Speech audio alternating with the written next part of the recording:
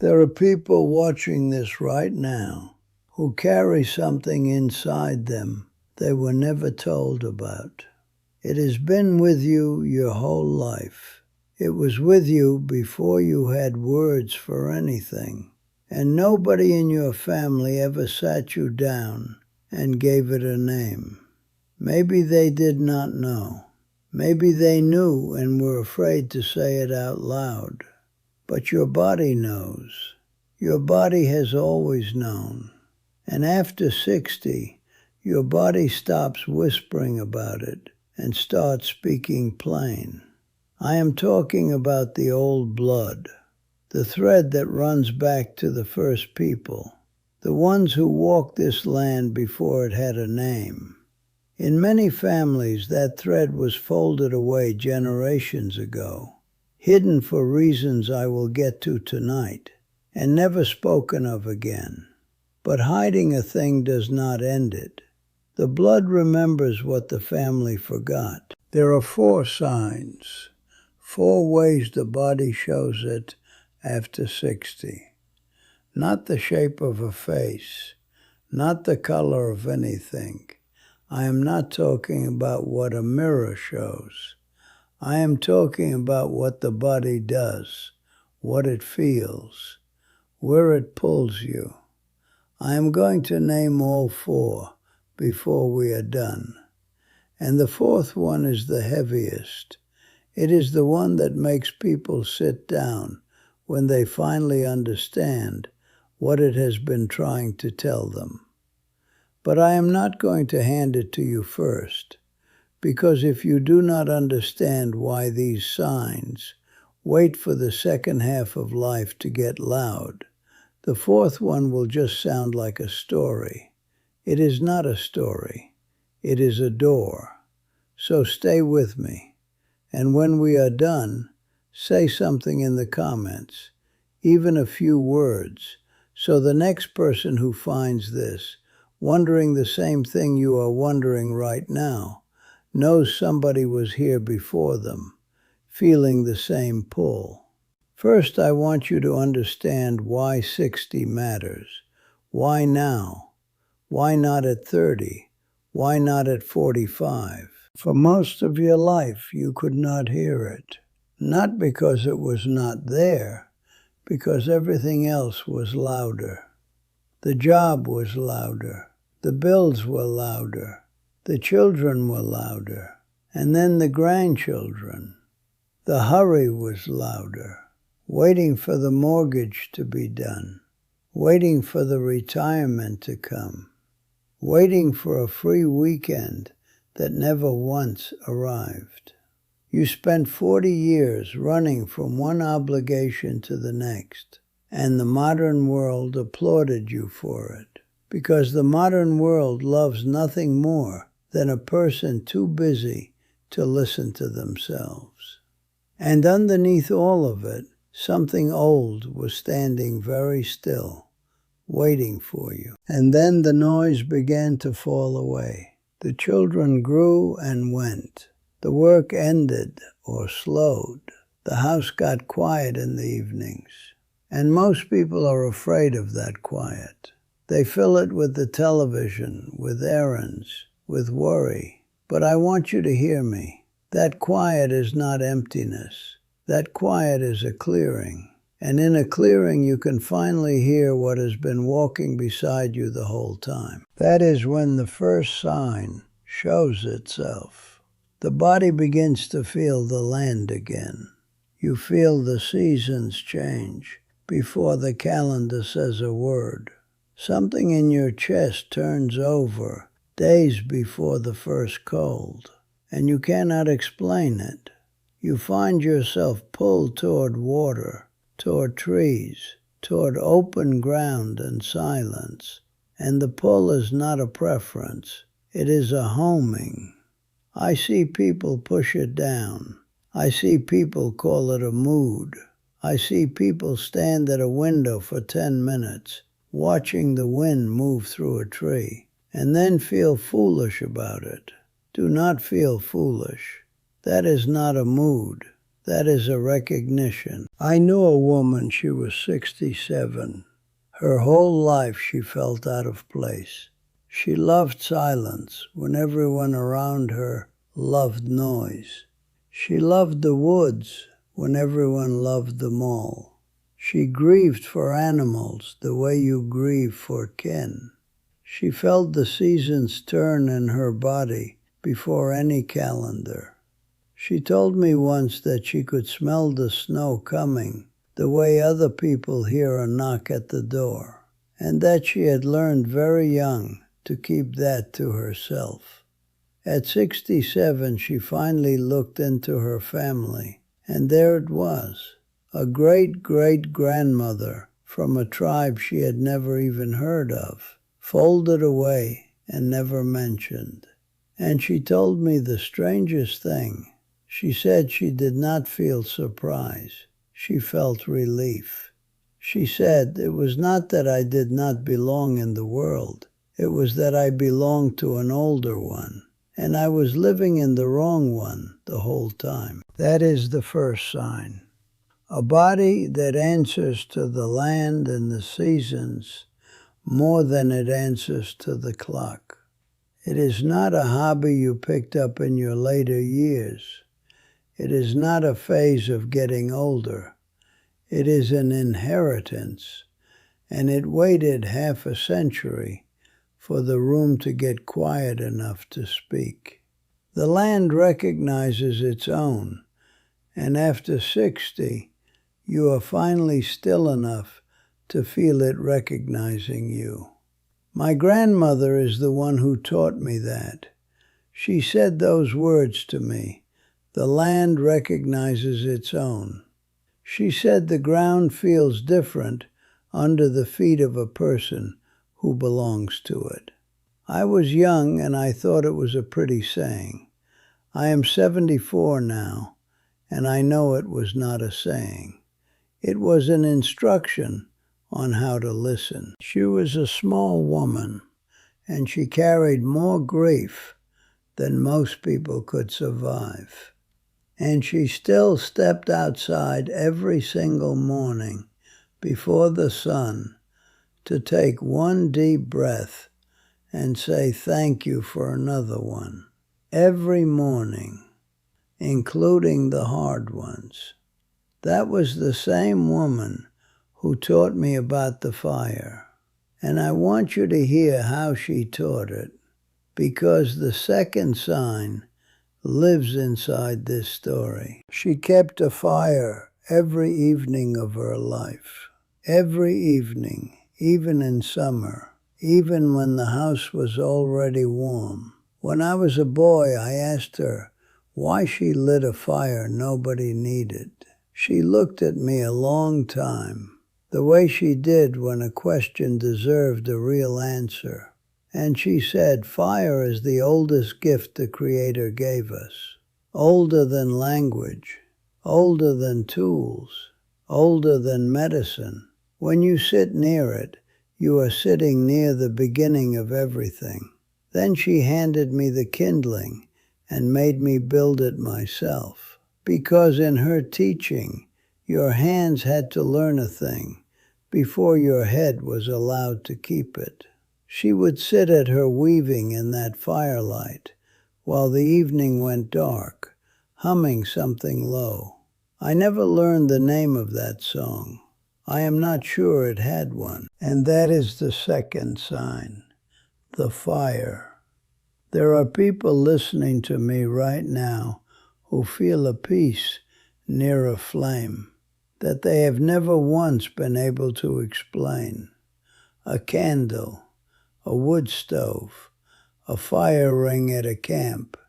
Something in you lets go there, and you do not know why. I will tell you why.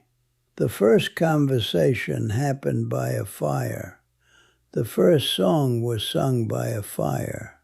The first story was told by a fire. The first prayer was offered by a fire. When you feel that pull toward flame, it is the blood remembering all of the firsts, and it wants to go back. not to a place, to a feeling. The feeling of sitting with your people around a flame and knowing you belong. And after 60, it gets stronger because the blood is done waiting for you to slow down. The clearing is open now. The fire is calling across it. My grandfather felt it too. I saw that quiet man stand outside in the first snow of the year with tears on his face, watching it come down like he was seeing something the rest of us could not. Some things reach the old ones straight through the chest without asking permission. The fire is one of them. That peace you feel near a flame is not a quirk. That peace is a homecoming. The third sign is the one people carry like a wound. So I want to be careful with it. It is this: you feel everything, and you always have. And somewhere along the way, somebody made you believe that was a defect. I knew a man who worked 30 years in a factory. Big hands, quiet voice, hard as a January road, by all appearances. And that man could walk into his own house and know, before his wife said one word, whether she had been crying. He could look across the supper table at his children and know which one was carrying a secret. He could shake a stranger's hand and feel whether the man meant well or meant harm. He told me it came up through the palm, like cold up through a boot. He spent his whole life believing something was wrong with his wiring. 30 years on that factory floor, reading every man on the line without wanting to, and never once saying so out loud. He hid it the way his family had hidden everything else. And when he finally told me about it, an old man by then, sitting with his cap in his hands like a boy who expects to be scolded, I said to him what I will say to you now. That is not a curse. That is not a malfunction. That is the old blood doing exactly what it was designed to do. The ones who came before survived by reading the wind, the water, the animals, and each other. Reading what is unsaid is not weakness. It is the oldest kind of sight there is. After 60, that sight sharpens. You cry easier than you used to. Old songs undo you. You feel a stranger's grief from across a room. The modern world will tell you that you are becoming soft and sentimental. The modern world is wrong. You are becoming accurate. Now I have to say something about the hiding, because some of you are angry at your families for it, and I want to take that anger out of your hands. The grandmother who folded the blood away and never spoke of it, she was not ashamed of you. She was not cold. She was handed fear, the same fear her mother was handed, in a time when that thread could cost a family everything. Hiding it was not a betrayal. In her day, hiding it was a shield. Do not be angry at the ones who hid it. Be angry at the forgetting that made them have to. The captor here was never a person. It was the forgetting itself. I will tell you about one more man before the fourth sign. Frank. He was in his 70s when I knew him. All his life he felt pulled toward moving water. He told me once that he could not drive across a bridge without slowing down to look at the river underneath, and that it felt less like looking and more like visiting. His mother had let it slip, one time only, that her own grandmother came from river people somewhere north, and then she never said another word about it and he never asked. He always meant to go and find that country. He talked about it every autumn. He never went. He passed one November, and whatever the river was trying to give back to him, he never went to collect it. I do not tell you that to frighten you. I tell you because not every story waits. And now the fourth sign, the heaviest one, the dreams. My grandmother told me when you sleep, the wall between now and before gets thin, and the ones whose blood you carry walk through it and sit with you. She did not say it like a ghost story. She said it like the weather, plainly, as a thing everyone once knew. And here is the part that matters for you. After 60, sleep itself gets thinner. You know this. Old people sleep shallow. We wake at 3 in the morning for no reason we can name. The young sleep like stones, and the old sleep like water. And the old ones use that thinness. That is when they come. Not as ghosts, as memory that was never yours and somehow is. I knew a woman who had the same dream for 30 years. She is walking along a fast, dark river. On the far bank there is a woman, sitting, weaving, hands moving steady, and she never once looks up. The water is too deep to cross, and the dreamer wakes with tears on her face and a homesickness that lasts the whole day. 30 years of that. When she finally went looking, she found her, 4 generations back. A great-great-grandmother from a river tribe known for its weaving. A name nobody had ever told her. The blood had been sending her that dream for 30 years just to introduce them. And when she finally understood, the dream stopped. It just stopped. She wept for a week, and she told me it was not from sadness. It was from reunion. I know that dream from the inside. My own family carries a great-great-grandmother from a river people, known in her community for her weaving. Her name was lost to us. Her blood was not. There is a word for what all 4 of these signs are, and it is not a word the doctors will give you. It is not restlessness. It is not sentimentality. It is not some trouble of the nerves. It is homesickness. Homesickness for a home you were never introduced to. The pull toward the land, the peace at the fire, the feeling that runs too deep, the woman weaving on the far bank of your sleep. They are all the same thing wearing 4 coats. They are the oldest part of you asking to go home. And homesickness is not a sickness at all. It is a compass. A sick thing needs curing. A compass needs following. I want to tell you something before we finish tonight. I am an old man.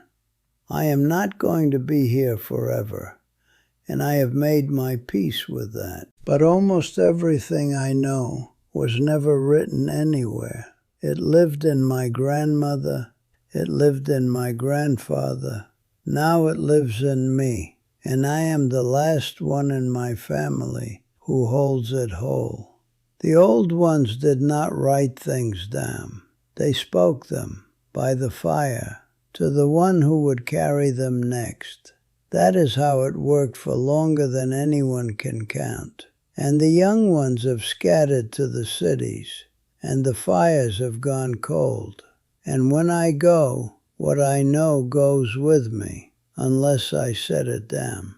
So I sat down and I wrote it, all of it, 20 teachings, in 4 parts, in the order they were meant to be received, the way I would say them to you if you were sitting here with me. I called it the native way. I hear from the people it reaches.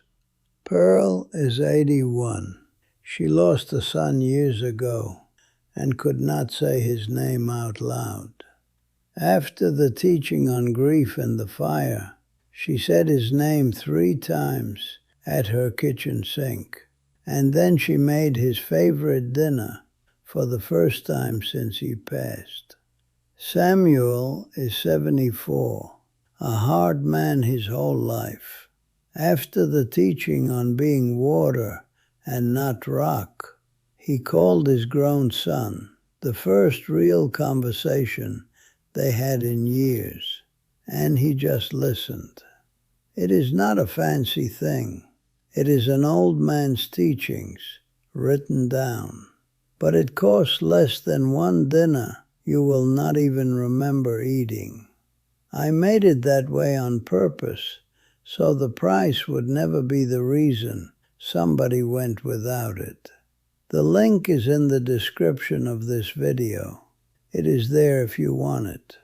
Now, before I let you go, come back to the fire with me, because that is where this ends. A woman wrote to me a while back and said she had started lighting a candle every evening just to sit near it, and that she felt half foolish doing it. I wrote back and told her she was not being foolish. She was answering a door that had been knocked on for 60 years. So here is what I want you to do, and I want you to actually do it. Tonight or tomorrow night, light a small flame. A candle is enough. Turn everything else off and sit near it for a little while. And do not perform anything. Do not say anything. Just sit and pay attention to what settles in you. That settling is the oldest part of you being allowed, finally, to come home. And if you wake at 3 in the morning with a river in your head or a face you have never met, do not push it away. Lie still. Listen. The wall is thin at that hour, and thin is not something to fear. Thin is a kindness. And to you, the one sitting there tonight, who has spent 60-some years feeling like a guest in your own life, who never once belonged in the noise, who stands too long at windows and slows down on bridges, and keeps all of it quiet because nobody ever gave you the words. You were not made wrong. You were never broken.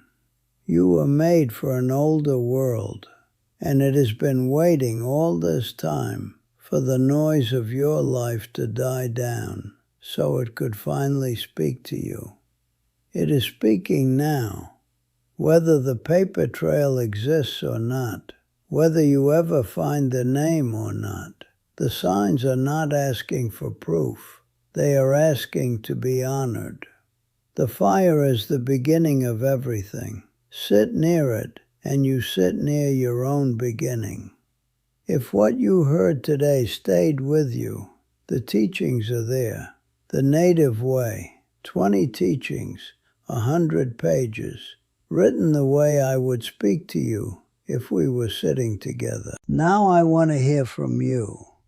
Tell me in the comments, which of the 4 signs did you recognize in your own body? The seasons, the fire, the feeling, or the dreams?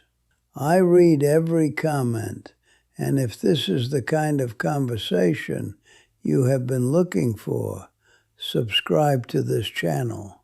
We are not collecting viewers here. We are collecting people who remember. Come back next week. I am not done teaching yet.